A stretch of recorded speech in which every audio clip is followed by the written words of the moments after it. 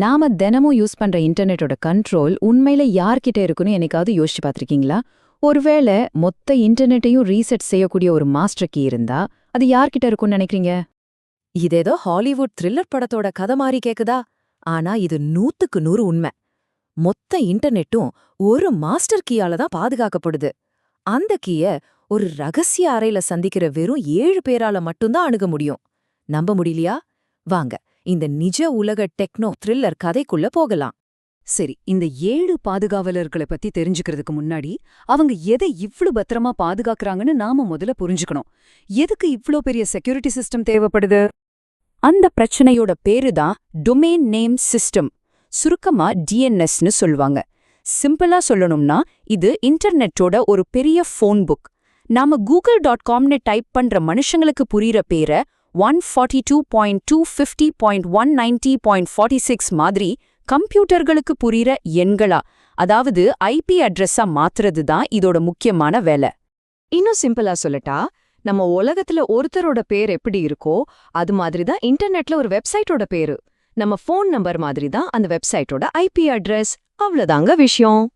ஆனா இந்த ஃபோன் புக்ல ஒரு பெரிய ஆபத்து ஒளிஞ்சிருக்கு. ஹேக்கர்ஸ் என்ன பண்ணுவாங்கன்னா, இந்த ஃபோன் புக்ல இருக்கிற நம்பரை மாத்தி உங்களை ஒரு போலி வெப்சைட்டுக்கு அனுப்பிடுவாங்க. நீங்க உங்க பேங்க் வெப்சைட்டுக்கு போறதா நினைச்சு லாகின் பண்ணுவீங்க.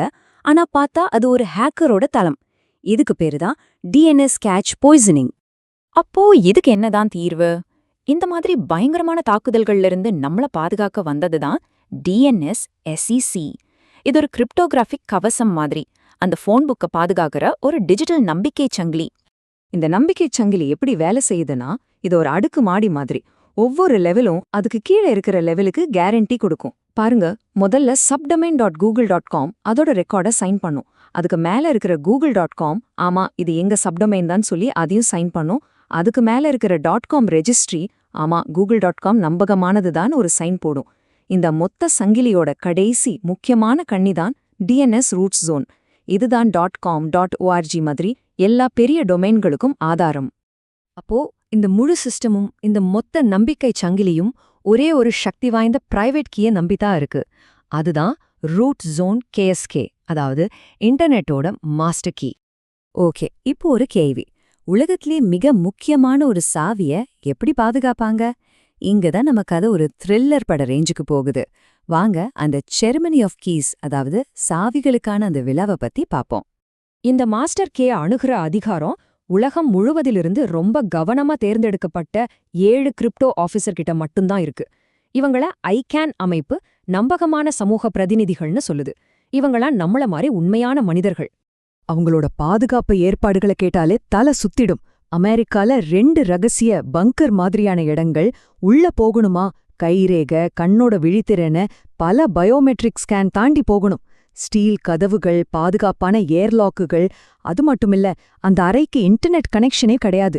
இந்த முழு விழாவும் ரெக்கார்டு செய்யப்பட்டு பப்ளிக்கா கிடைக்கும். ஆனா யாருமே அவங்களோட சொந்த ஃபோன், லேப்டாப்னு எதையும் உள்ள கொண்டு போக முடியாது.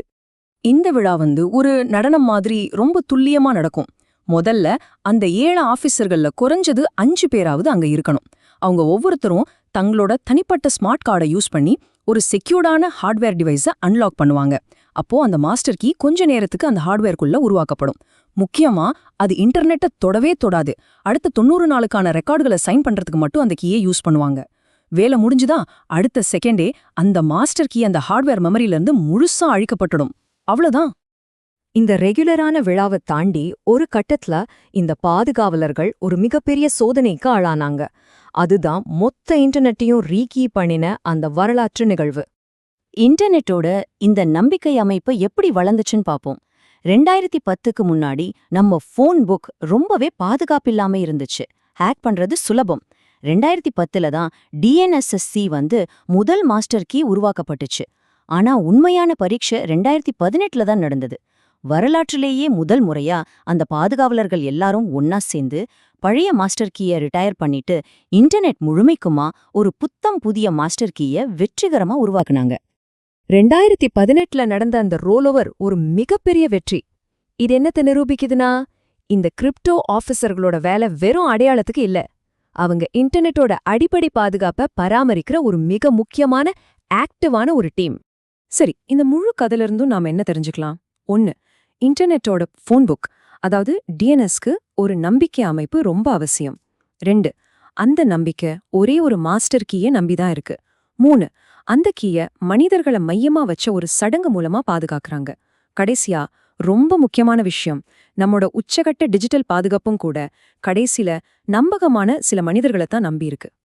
இப்ப சொல்லுங்க, கோட் ஏஐன்னு டெக்னாலஜி எங்கேயோ போயிட்டு இருக்கிற இந்த உலகத்துல நம்பிக்கையோட கடைசி வடிவம் இன்னமும் மனுஷனாதான் இருக்கானா? என்ன நினைக்கிறீங்க?